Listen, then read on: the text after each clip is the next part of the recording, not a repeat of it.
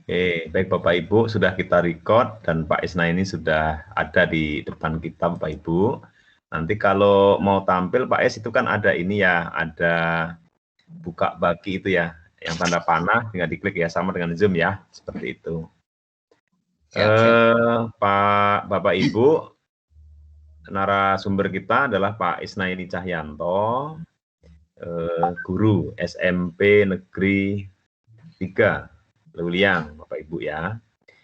Beliau adalah CGP, calon guru penggerak ya, yang sudah melaksanakan program guru penggerak ini dimulai dari bulan Oktober ya, Oktober tahun 2020 ya, sampai sekarang. Jadi sudah berjalan hampir 50% ya, udah 5 bulan ya Bapak Ibu. Sudah mendapatkan pembekalan ya dari berbagai fasilitator atau narasumber dari Kemdikbud program penggerak ya, dari awal sampai akhir ya. Nah, seperti apa itu nanti pengalaman-pengalamannya, kemudian ilmu-ilmu yang diperoleh dan pesan-pesan dan mungkin sebagai motivasi ya buat kita bersama. Nanti bersama dengan Pak Isna ini sekarang jam 12.56 ya, jam 1 ya, nanti mungkin sampai sekitar 45 menit ya. Pak Isna ini akan memaparkan pengalaman terbaiknya yang sudah dirangkum dalam PPT-nya. Setelah itu nanti sambil berjalan atau fleksibel saja ya, bertanya dan diskusi sama beliau. Kepada yang terhormat Bapak Isnaini Cahyanto, dipersilahkan. Silakan Pak Is. Terima kasih. Mohon izin saya dulu Pak ya. Ya, silakan.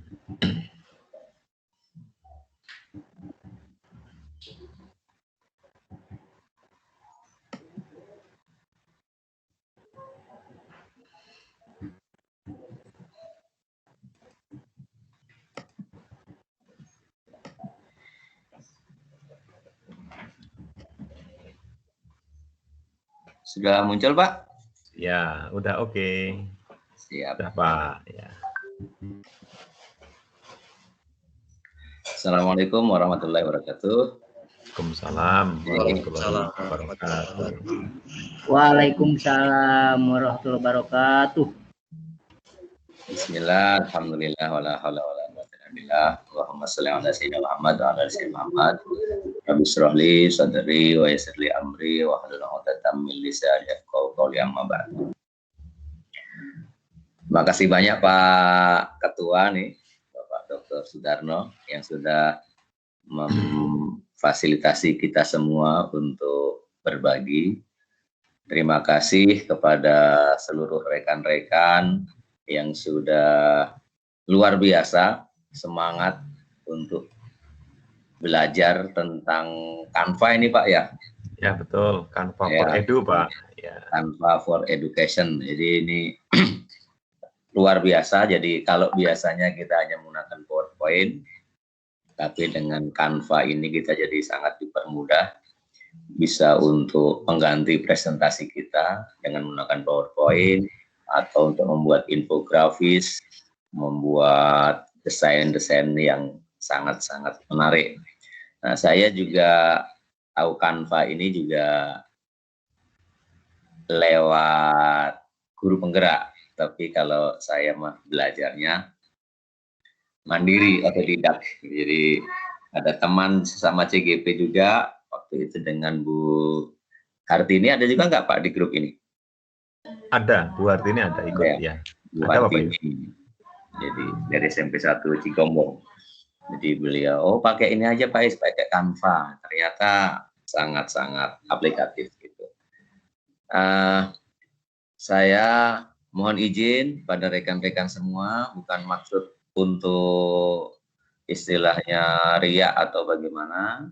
Sebatas ini kita berbagi pengalaman. Semoga apa yang saya bagikan nanti ini bisa menjadi sesuatu yang minimal memotivasi diri saya pribadi untuk lebih bagus lagi dalam pembelajaran kita, bagaimana harus berpihak kepada murid, dan semoga rekan-rekan juga kalau ada yang berkesempatan internetnya, fasilitas-fasilitas pendukungnya, waktunya.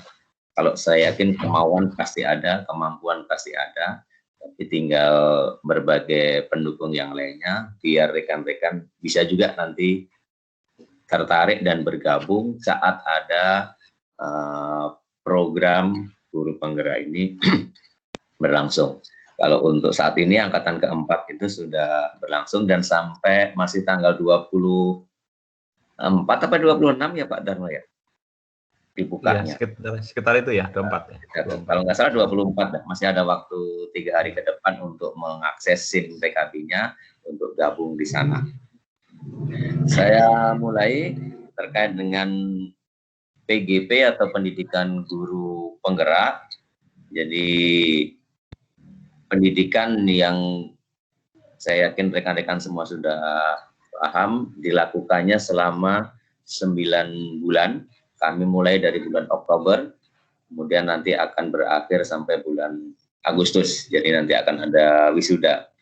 Entah wisudanya nanti secara virtual atau tatap muka, walau alam belum tahu, tapi kemarin sih dirancang minimal secara virtual itu sudah disiapkan oleh tim dari Kemdikbud.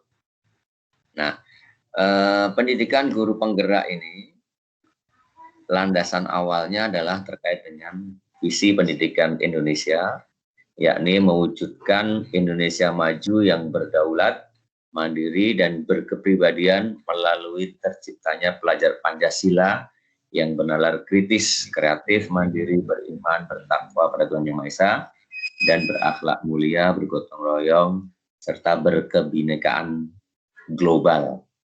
Nah, ini dalam rangka abad 21 ke depan.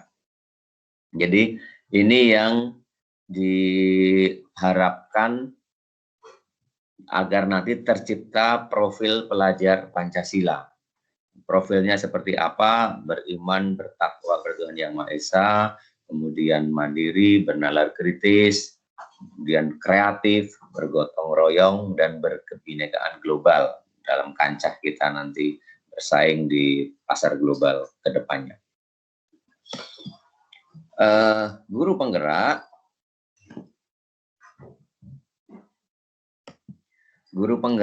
itu adalah pemimpin pembelajaran yang mendorong tumbuh kembang murid secara holistik, aktif dan proaktif dalam mengembangkan pendidikan lainnya untuk mengimplementasikan pembelajaran yang berpusat kepada murid. Nanti diharapkan guru itu juga bisa menjadi teladan dan agen transformasi ekosistem pendidikan untuk mewujudkan profil pelajar Pancasila. Nah, dari 9 bulan itu, secara global itu dibagi menjadi 3 kegiatan. Ada yang kelas-kelas pelatihan secara daring, kemudian lokakarya setiap bulannya, dan ada pendampingan. Nah, kalau daring ini kita menggunakan LMS, Learning Management System, yang di dalamnya ada 3 modul juga. Tapi di dalam 3 modul, masing-masing modul ada sub-subnya juga. Jadi lumayan banyak juga. Jadi kegiatannya kita mengakses LMS, kemudian kalau biasanya modul di UT gitu ya, Universitas Terbuka itu disediakan bahan cetaknya. Kalau di sini modul itu ya digital juga, jadi berupa video atau saat nanti. Jadi kita benar-benar mengkaji banyak video. Kalau kemarin sempat ada viral itu tentang berbagai kasus Bu Adriana, Bu ini, nah, itu adalah contoh-contoh sebenarnya kasus-kasus itu yang ada di sekolah kita, yang ada di lingkungan komunitas belajar kita. Cuman nanti jadi akhirnya kita itu diajari bagaimana memecahkan berbagai permasalahan itu. Kemudian saat lokakarya itu ada yang secara daring maupun secara luring. Jadi kalau di Kabupaten Bogor itu yang sehat dibuktikan dengan antigen, itu kita kumpul di satu tempat di daerah Puncak atau kadang juga di sekolah-sekolah. Kemarin itu di SDN Pajelaran 1. Nah, ini kita berdiskusi asik di sana dan lokakannya juga luar biasa, tidak tidak seperti kita hanya duduk dalam seminar saja. Kemudian saat pendampingan ini juga ini yang menurut saya beda dari kegiatan-kegiatan yang lainnya. Jadi pendampingan Bapak Ketua kita, Bapak Sudarno, itu beliau adalah guru pengajar praktek alias pendamping. Jadi dia setiap bulan juga akan keliling ke CGP-CGP-nya, memastikan sampai mana sejauh mana serapan pemahaman CGP, kemudian apa yang sudah dilakukan, buktinya apa, jadi semacam diverifikasi dan ada proses coachingnya. Jadi pendampingannya itu tidak hanya sebatas monitoring seperti pengawas gitu ya, tapi ada coachingnya, ada semacam pembimbingan, membimbing CGP untuk biar menemukan solusi dari kasus-kasus yang dihadapi. Pengawas-pengawas sekarang juga sudah mulai bergerak ke arah sana, jadi tidak sebatas monitoring atau evaluasi, tetapi ada pendampingan atau coachingnya itu. Kita lanjutkan, guru penggerak menciptakan pemimpin pembelajaran yang dapat mewujudkan merdeka belajar. Jadi gurunya mandiri dalam membuat pembelajaran, rencana pembelajaran itu selalu dari hasil dari sebuah refleksi. Kemudian gurunya juga mampu untuk berbagi, seperti hari ini saya mencoba untuk mempraktekannya, berbagi kepada rekan-rekan semuanya. Kemudian juga mampu berkolaborasi secara mandiri, jadi tidak harus menunggu surat tugas dari atasan atau dari dinas, tapi karena kita memang itu adalah kebutuhan kita untuk pengembangan kualitas kita, ya itu secara mandiri siap untuk kita lakukan. Kemudian juga harus berpihak pada murid. Nah, jadi bagaimana membuat pembelajaran yang berpihak murid, bagaimana kita melayani anak-anak di luar konteks pembelajarannya. Jadi ini juga diajarkan. Kemudian manajemen pembelajaran, merencanakan, menjalankan, merefleksikan, dan mengevaluasi pembelajaran yang berpusat pada murid dengan melibatkan orang tua. Jadi orang tua benar-benar dijadikan sebagai partner, gitu. Kemudian harus sesuai kode etik sekolah, kode etik guru kita. Kemudian ada inovasi-inovasi pengembangan sekolah. Jadi sekarang di modul 3 ini baru kita mulai mempelajari bagaimana menjadi pemimpin pembelajaran tidak hanya pada sekolah, tidak hanya pada murid, tetapi pada sekolah. Kita akses aset-aset sekolah dan seterusnya ini baru kita pelajari di modul akhir di modul yang ketiga. Jadi cita-cita dari program guru penggerak itu ingin menghidupkan kembali pemikiran Bapak pendidikan kita, Bapak Ki Hajar Dewantara atau Ki Hajar Dewantoro, itu di ruang-ruang kelas Indonesia. Kalau kita hafal ing ngarsa sung tulodo ing madya mangunkarso tutwuri handayani. Nah, di dalam awal modul pertama, di awal bulan Oktober dulu itu, kita benar-benar diajak mendalam apa itu ing ngarsa sung tulodo ing madya mangunkarso dan tutwuri handayani. Jadi bagaimana kita harus menghamba pada murid. Istilahnya juga agak ekstrim ya, kan kita harusnya menghamba hanya kepada Allah Subhanahu wa Ta'ala. Tapi di sini beliau, Bapak pendidikan kita itu sampai karena ingin melakukan pembelajaran yang berpihak pada murid, sampai mengistilahkan menghamba pada murid. Karena murid itu adalah seperti kita menyemai kehidupan. Jadi kita guru hanya sebagai Google Map-nya saja, petunjuknya saja, arahnya saja. Tapi yang nanti akan melaksanakannya, yang akan mengembangkan diri sendiri itu adalah pada murid tersebut. Jadi saat kita tidak bisa menghamba pada murid, saat kita tidak bisa memfasilitasi tumbuh kembang murid, maka akibatnya nanti murid tersebut malah tidak akan tumbuh maksimal. Idealnya harus tumbuh kembangnya ini kita buat semaksimal mungkin. Caranya bagaimana? Ya kita siapkan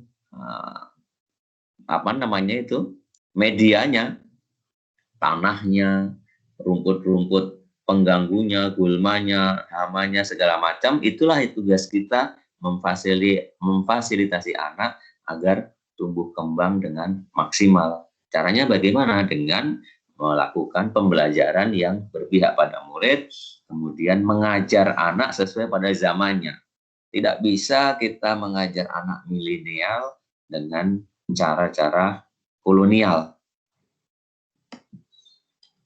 Nah, paket pembelajaran pendidikan guru penggerak itu ada 3 paket, ya, atau bisa juga disebut dengan 3 modul gitu ya sampai sejauh ini.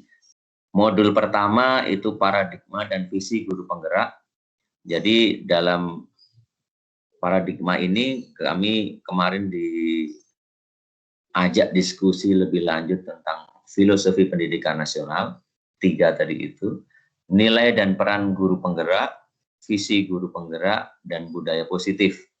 Budaya positif terkait dengan agar nanti praktik pembelajaran yang berpihak pada murid itu bisa maksimal.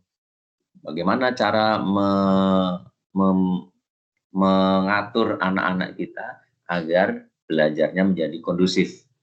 Anak, kalau dulu biasanya kan kita tidak sabar saat anak melakukan kesalahan, maka langsung kita jas, langsung kita hukum, dan seterusnya. Ternyata ini sesuatu yang saya pahami baru gitu ya. Jadi ternyata bagaimana kita ajak anak berdiskusi, singkat cerita memanusiakan manusia lah kira-kira gitu. Jadi anak biar bisa sadar dengan sendirinya konsekuensi apa kalau dia melanggar sebuah komitmen. Ya, dengan melakukan nanti ada yang namanya membuat kesepakatan kelas. Kesepakatan kelas. Biasanya dulu kita seringnya hanya menyampaikan rancangan penilaian. Ya, nah, tapi kalau di sini nanti ada kesepakatan kelas. Gurunya bagaimana, muridnya bagaimana dalam kelas saat interaksi belajar. Kemudian untuk poin-poin dari praktik pembelajaran yang belum ada murid itu pembelajaran yang berpihak pada murid, kemudian pembelajaran sosial, jadi bagaimana mengetahui, bagaimana kita bisa berempati kepada orang. Kemudian ada emotional learning coaching, jadi kita praktek coaching. Yang terakhir yaitu pemimpin pembelajaran dalam pengelolaan sekolah, ini yang di modul ketiga, pengambilan keputusan sebagai pemimpin pembelajaran. Ternyata ada ilmunya juga, ada langkah-langkahnya juga. Di luar biasa 9 langkah. Jadi tentunya nggak mungkin juga saya sampaikan, tapi nanti ada di link-link video yang insya Allah sudah saya siapkan di dalam materi ini. Pemimpin dalam pengelolaan sumber daya, ya, terkait dengan aset-aset yang ada dipunyai dalam sebuah sekolah, dalam sebuah komunitas, mulai dari aset manusia, sumber daya manusianya, sampai aset lingkungan alam. Ada 7 aset yang bisa kita bisa kita kelola. Jadi berbasis aset yang kita punya, jangan berbasis kekurangan. Jadi kadang sering kita melihat ini karena orang tua kita golongan ekonomi rendah, atau karena anak-anaknya tidak responsif. Nah, jadi melihat suatu kegiatan diawalinya dengan banyak kekurangan, maka nanti itu hasilnya pasti tidak akan maksimal, bahkan tidak berjalan. Jadi lewat program ini kami diajari bagaimana kita berbasisnya kepada aset yang ada. Apa yang ada itu yang akan kita manfaatkan. Kemudian ini subbab atau submodul yang ketiga, yang terakhir, ini belum saya pelajari, pengelolaan program yang berdampak pada anak. Strategi dari pendidikan guru penggerak itu tadi sudah saya sampaikan sekilas. Ada pembelajaran daring, fokus pada mengenalkan materi dan konsep dengan alur merdeka. Ya, jadi kita mengakses materi-materi secara daring ini diawali dengan konsepnya dengan alur merdeka. Merdeka itu apa? Sebentar, nanti saya jelaskan juga. Yang jelas dimulai dari diri sendiri. M-nya yang pertama. Kemudian setelah kita melakukan aktivitas merdeka ini, nanti ada pendampingan. Nah, ini tadi seperti Bapak Ketua kita, Bapak Dr. Sudarno, itu beliau pengajar praktek atau pendamping, itu fokus pada merefleksikan penerapan pembelajaran. Rencana-rencana awal di dalam alur merdeka tadi itu akan di coaching, akan dibimbing oleh Pak Darno dan tim pengajar praktek lainnya yang kemudian akan dibawa ke dalam lokakarya. Ya, lokakarya ini fokus pada melatih keterampilan dan merefleksikan pengalaman bersama teman sejawat. Jadi lokakaryanya pun hanya satu ruangan itu hanya 2 kelompok atau 10 orang saja, 10 orang CGP didampingi oleh para pendampingnya. Ini bagaimana proses tapi sebelum ke sana, kalau nanti berkesempatan silahkan bisa kunjungi juga di GTK, YouTube GTK, P3 GTK. Ini nanti linknya udah saya sertakan di sini. Nanti karena ini materi ini akan disampaikan oleh rekan-rekan, bisa dicek di sana. Tidak akan saya putar di saat ini ya. Kemudian begitu hasil dari proses seleksi tadi itu, saya juga nggak tahu juga kenapa saya yang terpilih gitu ya, dari 2.500 peserta CGP yang lolos, itu kami dipilih oleh pihak Kemdikbud, kemudian dibuat video dokumentasikannya. Kemudian saat mulai proses pembelajaran PGP ini, alhamdulillah saya juga berkesempatan untuk berdiskusi bersama dengan Bapak Dirjen Kemdikbud, Dr. Iwan Sahril, beserta dengan yang lainnya. Ini bisa nanti juga di-download. Intinya, saya juga menjelaskan apa itu tentang merdeka itu. Alur merdeka. Jadi tahapannya Bapak Ibu, rekan-rekan, merdeka di sini adalah mulai dari diri. Jadi merenungkan pengalaman pribadi. Jadi saat kita belajar dari SD sampai SMA, itu kita disuruh mengingat tingkah atau dalam tanda petik aktivitas guru yang paling kita ingat. Suruh menuliskan, pikir saya itu maksudnya untuk apa gitu kan. Oh ternyata itu melatih kita untuk, oh ternyata sekecil apapun yang kita lakukan sebagai guru, ternyata itu direkam oleh muridnya. Jadi guru sebenarnya tidak hanya sebatas mentransfer ilmu, tapi bagaimana kita harus bisa menjadi teladan. Itu yang beratnya di situ. Ya, jadi dalam modul itu nanti ada tahapan mulai dari diri, kemudian ada eksplorasi konsep, ini tahapan yang kedua. Jadi kita melihat video, menonton, kemudian menganalisanya, kemudian kita disuruh untuk mengungkapkan pemahaman kita. Jadi, tapi enaknya di dalam modul itu, jadi pertanyaan-pertanyaan pemandu itu sudah ada. Jadi tinggal kita mengetik, mengikuti pertanyaan-pertanyaan pemandu tersebut, pemantek tadi itu. Kemudian selain itu kita juga menyimak narasumber, fasilitator. Nah, fasilitator ini nanti lebih banyak berperan di ruang kolaborasi.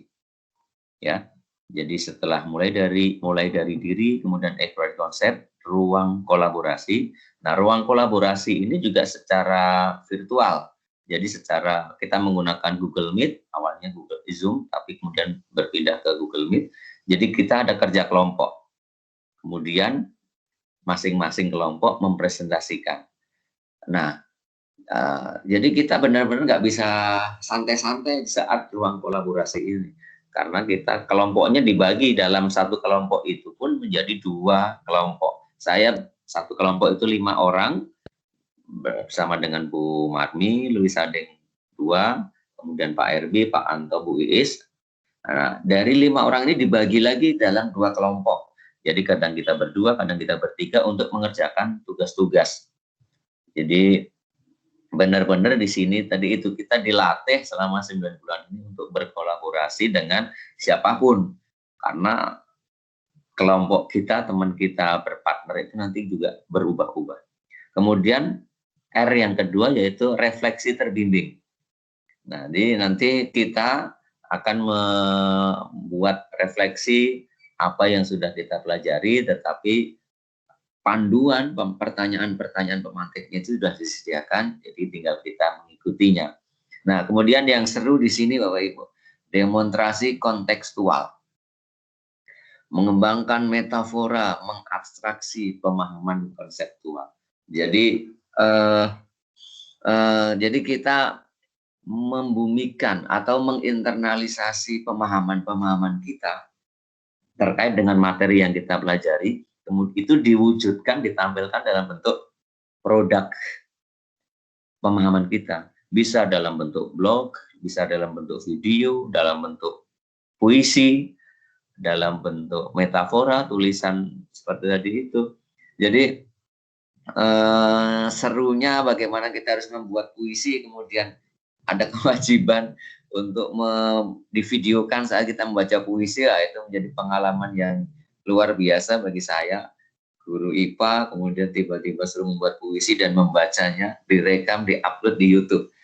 Ya, luar biasa. Demonstrasi kontekstual. Nah, ini ternyata praktek kita dalam memberikan tugas kepada anak pun begitu juga. Jadi jangan kita membebani anak pada pokoknya nanti kamu kumpulkan dalam bentuk poster atau dalam bentuk miniatur.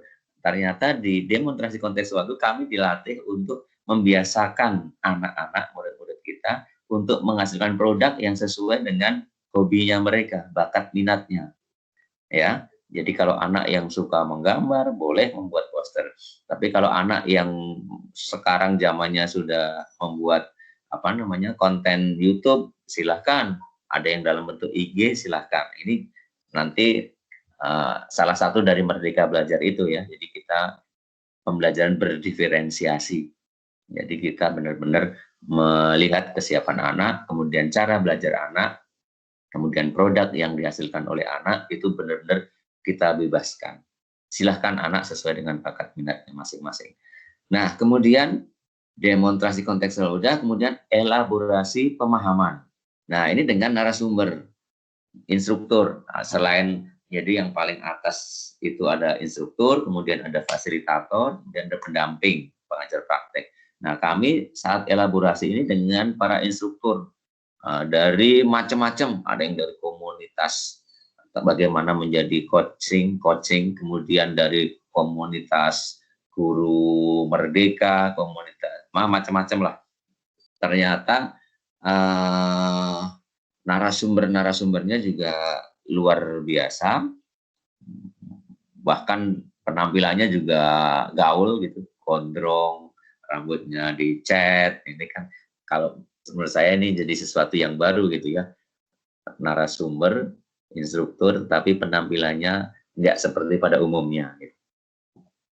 Kemudian langkah selanjutnya yaitu koneksi antar materi. Jadi kita semacam merangkum apa yang sudah kita peroleh mulai dari diri tadi sampai ke hasil dari elaborasi atau pemahaman itu. Berdasarkan dari setelah kita diskusi, mengerjakan eksplorasi konsep, diskusi dengan teman, kemudian dibimbing oleh fasilitator, kemudian dipertajam lagi oleh instruktur, maka kita membuat koneksi antar materi. Jadi dari awal sampai akhir kita rangkum dalam bentuk macam-macam juga. Bisa dalam bentuk PowerPoint, bisa dalam bentuk monolog, kita merekam suara kita, atau dalam bentuk video juga boleh, kita bertanya, kemudian kita menjawab sendiri, ditampilkan. Jadi nanti yang ditampilkan dalam LMS itu adalah link YouTube kita. Ya, jadi nggak bisa kita istilahnya pura-pura sudah paham atau istilahnya copy paste dari orang, karena nanti saat kita menampilkan itu akan terlihat. Jadi ini yang saya bilang luar biasanya LMS ini dalam membimbing kita agar benar-benar ya internalisasi materi itu bisa dapat. Kemudian menyusun rencana tindakan. Nah, di sini kita akan menyusun rencana apa yang dapat kita kerjakan terkait dengan modul ini. Format-formatnya juga sudah ada. Ini nanti yang akan dikonfirmasi oleh pengajar praktek atau pendamping. Dan yang terakhir yaitu aksi nyata. Jadi menerapkan, setelah itu kita mendokumentasikan dan bentuk portofolio dan melaporkan ke dalam LMS. Jadi dari mulai awal kita merenung, kemudian membuat, oh ternyata begini ya rangkuman materinya ya, saya dapat mampu mengerjakan ini, akan dikonfirmasi oleh pengajar praktek, dan ujung-ujungnya yaitu aksi nyatanya harus dalam bentuk laporan. Laporan ada yang dalam bentuk tulisan, ada yang dalam bentuk video, macam-macam. Nah, ini adalah contoh-contoh materi.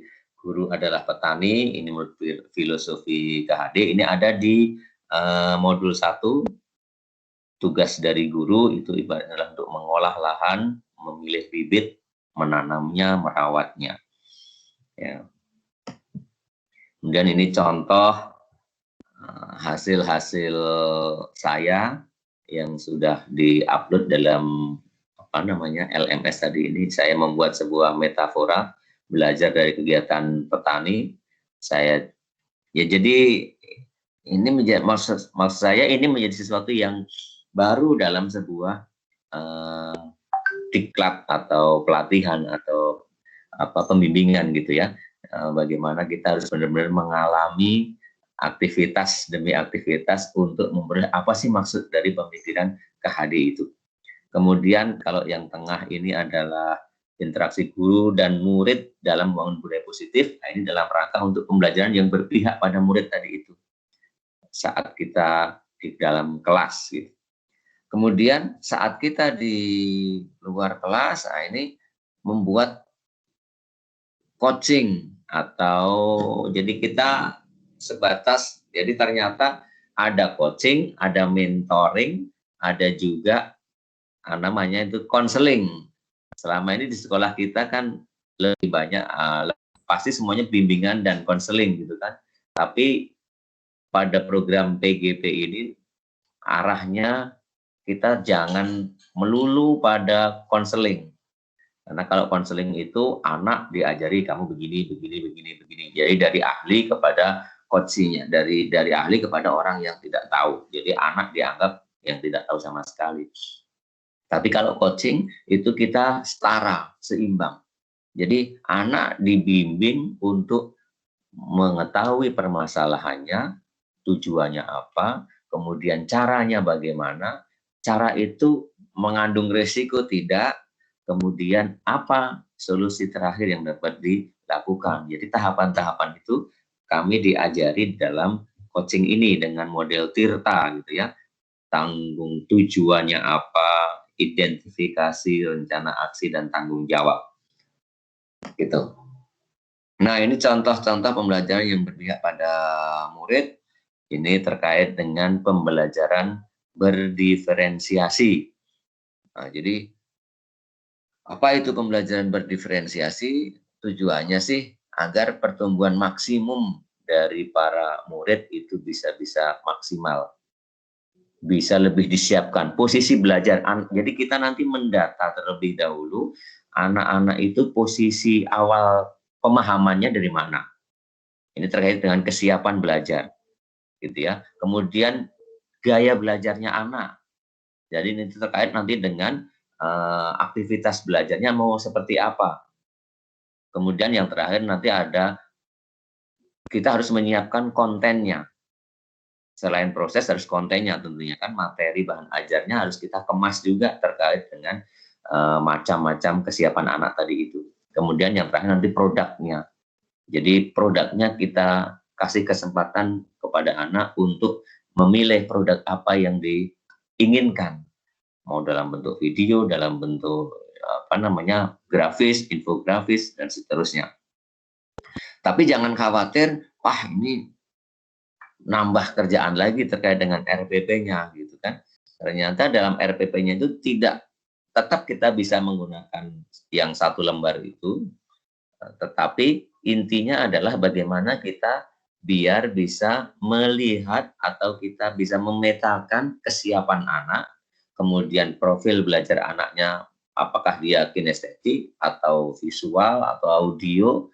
Nah, jadi ini menjadi strategi kita untuk memilih bahan ajar, media ajarnya, sehingga nanti saat anak menghasilkan produknya itu juga karena enjoy, karena memang bakat minatnya anak terkait dengan itu. Jadi RPP-nya tidak merubah yang lama, hanya kita difasilitasi untuk mendata terlebih dahulu kesiapan anak dalam belajarnya. Kemudian bagaimana praktek coachingnya, ini juga udah saya siapkan, nanti silahkan diakses di link tersebut. Ini proses saat kami elaborasi dengan instruktur, ini instrukturnya Ibu Titik Setiati dari Medan, Sumatera Utara. Jadi dalam akhir sesi elaborasi waktu itu dituliskan bahwasanya tujuan pendidikan adalah menuntun anak mencapai kekuatan kodratnya. Jadi menuntun, ya. Nah, dalam coaching sendiri itu, coaching adalah sebuah percakapan, dialog saat seorang coach kita gitu ya, dan seorang berinteraksi dalam sebuah komunikasi yang dinamis untuk mencapai tujuan, meningkatkan kinerja, dan menuntun seorang mencapai keberhasilannya. Jadi nanti anak-anak kita atau rekan sejawat kita itu dituntun, artinya sebenarnya yang menemukan solusi permasalahannya itu adalah dari coaching-nya sendiri. Jadi kita bukan sebagai konseling ngasih tahu kamu harus begini, kamu harus begini, jangan begini, jangan begitu. Nah, itu bedanya antara konseling dengan mentoring dengan coaching. Jadi kalau coaching itu benar-benar ada kesetaraan. Ini tahapan di dalam Tirta. Salah satu praktek model coaching tadi itu dengan Tirta, yaitu ada tujuannya, ada identifikasi, ada rencana aksi, dan tanggung jawab. Ini saat kami diskusi kelompok, ini dalam ruang kolaborasi bersama dengan fasilitator saya, Bapak Iden Rusdi. Kemudian contoh pendampingan, ini juga beliau dari pengawas dari Sukabumi, saat mengkonfirmasi kegiatan-kegiatan yang sudah kami lakukan di sekolah SMP Negeri Wiliang. Jadi prosesnya ini beliau juga melakukan coaching pada saya, bagaimana caranya.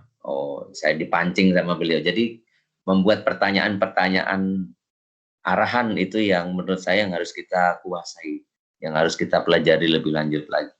Kemudian mengkonfirmasi rencana progres kemajuan yang sudah dilakukan. Dan yang lebih mempermudah lagi yaitu supporting ke kepala sekolah. Jadi beliau juga menjelaskan apa pentingnya PGP ini, kemudian apa kira-kira awalnya nanti CGP pasti akan banyak mengeluh Pak Kapsek, katanya begitu. Tapi setelah mengeluh nanti CGP pasti akan makin banyak menuntut. Menuntutnya dalam artian karena harus melakukan perubahan-perubahan di sekolahnya. Ini contoh saja, nanti kalau di link YouTube-nya juga sudah saya siapkan di sini bagaimana proses coachingnya oleh Bapak Obing. Kemudian lokakarya ini ada 10 ya, tapi dimulai dari lokakarya K0, yaitu mengenal tujuan dan strategi program guru penggerak. Jadi ini waktu itu di SMP 1 Cibinong saya, tapi karena pesertanya banyak jadi lokasinya ada beberapa tempat, tapi saya bertempat di SMP 1 Cibinong. Kemudian memahami kompetensi guru penggerak, ini yang lokakarya pertama, dan seterusnya sampai saat ini udah mau lokakarya ke-6 ya kalau nggak salah. Nah, inti dari lokakarya itu yaitu fokus pada perubahan diri dan mindset calon guru penggerak. Jadi kita harus benar-benar bisa membuka diri kita, oh iya ya ternyata selama pembelajaran yang sudah-sudah, selama saya jadi guru ternyata saya mungkin ada salahnya, saya lebih banyak menghukum, bukan lebih banyak meng-coach pada anak-anak, gitu. Lebih banyak mengcas, padahal itu kan sudah tidak boleh, labeling segala macam. Kemudian ada visi misi sekolah. Nah ini visi misi sekolah ini yang terlibat tidak hanya guru penggerak dengan pendamping saja, tapi ditambah dengan kepala sekolah kami dan pengawas pembina kami. Jadi ini melibatkan semua pihak. Kemudian fokus pada perubahan kelas dan rekan sejawat ini. Jadi kami ditagih terus untuk membuat komunitas. Jadi komunitas kami namanya komunitas memberi di sekolah saya. Prinsipnya sih untuk mengadakan perubahan yang ada di minimal di kelas, kemudian merembet ke teman sejawat di sekolah, tapi harapannya nanti juga setelah ini bisa juga merembet juga ke KKG atau MGMP. Kemudian fokus pada perubahan sekolah calon guru penggerak. Jadi nanti ini di akhir-akhir ini, di modul ketiga ini, fokusnya adalah sekolah, tidak hanya pada diri dari CGP. Makanya tadi kata pendamping saya awalnya berkeluh kesah, tapi ujung-ujungnya banyak menuntut karena memang nanti sekolah itu harus ada perubahan-perubahan yang bisa dilihat. Itu Pak Ketua, Pak Dr. Sudarno, terkait dengan pengalaman saya. Selebihnya pengalaman-pengalaman lain, kalau yang sedih kayaknya tidak ada. Tapi yang sport jantung karena waktu, karena kita harus membaca puisi, harus membuat video, tampil, direkam, itu yang luar biasa. Bonus-bonusnya kita bisa ketemu dengan rekan-rekan yang berjiwa muda, dan memang masih muda juga, dan bisa bertemu dengan apa namanya itu dari berbagai pengajar praktek dari seluruh Indonesia. Alhamdulillah saya juga terlibat di dalam kegiatan-kegiatan yang apa namanya ada komunitas belajar guru penggerak di FB.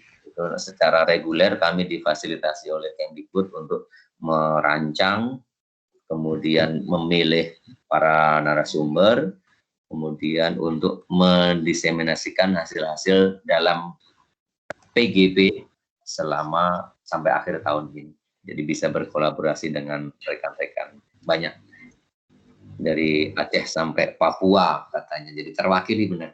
Terima kasih Bapak Ketua, mohon maaf atas kekurangannya. Nanti kalau ada diskusi lebih lanjut, insya Allah siap kita berdiskusi. Hatur nuhun. Assalamualaikum warahmatullahi wabarakatuh. Waalaikumsalam warahmatullahi wabarakatuh. Bapak Ibu kita berikan aplaus ya. Tepuk tangan buat Bapak Isna ini Bapak Ibu. Waalaikumsalam warahmatullahi wabarakatuh. Gimana Bapak Ibu cerita Pak Isna ini? Panjang lebar kan? Pengalaman menjadi guru penggerak. Ini Pak Isna ini Bapak Ibu perjalanannya baru 50% ya. Kan bulan November nanti pendampingan 4 dan pendampingan 5 sampai 9 bulan Bapak Ibu ya. Seperti ini. Dan juga Bapak Ibu jangan lupa nanti ada apa namanya sebuah reward Bapak Ibu ya. Itu tapi infonya dari kementerian bagi Bapak Ibu yang mengikut program penggerak itu ya sudah dijanjikan Bapak Ibu ada karir Bapak Ibu ya. Karir depan ya seperti itu. Dan juga banyak hal sih ya perubahan-perubahan. Tapi yang penting Bapak Ibu perubahan mindset Bapak Ibu ya.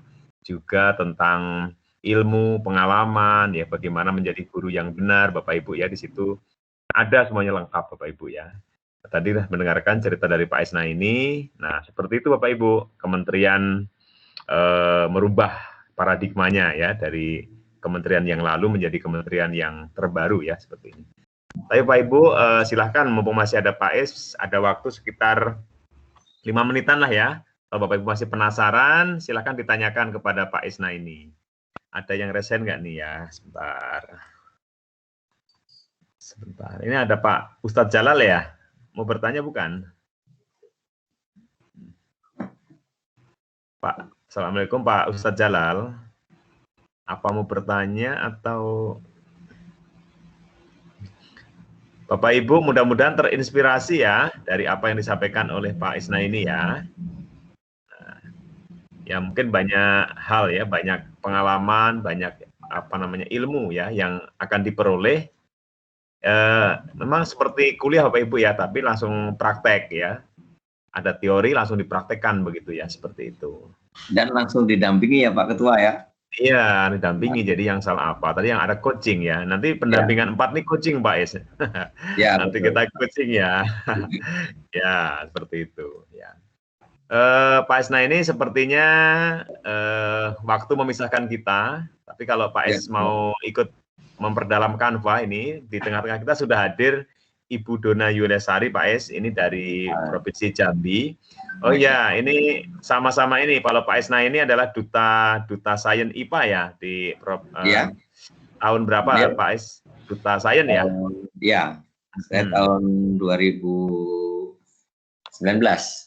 Ya, di provinsi ya, di P4TK. Sedangkan Bu Dona ini dari Provinsi Jambi, Pak Es. Dari Provinsi Jambi ya, nanti akan kita samper ya bersama dengan kita. Assalamualaikum Bu Dona. Apakah sudah ada ya? Warahmatullahi wabarakatuh, Pak Sudarno. Ini ya, ini Bu Dona Pak Es, Pak Isna ini sama-sama Duta Sains ini. Ini Pak Isna ini juga Duta Sains ini. Pak Isna ini. Halo. Ya. Ya. Saya senang sekali dengan para guru penggerak ini. Kebetulan saya belum bisa daftar ini Pak Darno karena kabupatennya belum masuk daerah. Iya. Belum dapat ini ya, belum dapat giliran ya. Iya, belum dapat giliran nih Pak Isna ini. Jadi makanya dari tadi saya mendengarkan, mudah-mudahan nanti begitu masaknya kan bisa langsung action ya. Ya, didampingi. Dampingannya lahir berlanjut sampai 2024 Bapak Ibu rekan-rekan semuanya. Jadi nanti pasti kabupaten kota kita akan dapat gilirannya karena ini luar eksponensial.